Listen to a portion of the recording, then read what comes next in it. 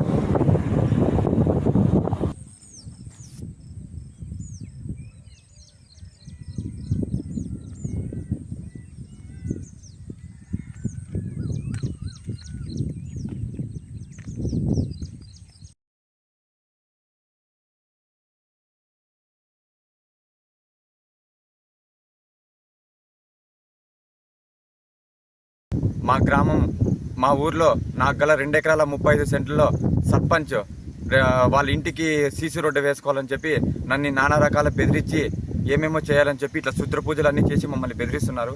కాబట్టి గవర్నమెంట్ అధికారులు, పోలీస్ శాఖ వారు ప్రతి ఒక్కరూ నాకు స్పందించి నాకు న్యాయం చేయవలసిందిగా అందరినీ కోరుకుంటున్నాను. అలాగే కుటుంబ ప్రభుత్వంలో ఉన్న బీసీ సంక్షేమ శాఖ మంత్రివర్యులు శ్రీ సవితమ్మ గారిని కూడా నాకు సహాయం చేయాల్సిందిగా కోరుకుంటున్నాను. నాకు ఖచ్చితంగా న్యాయం చేయాలని కోరుకుంటున్నాను.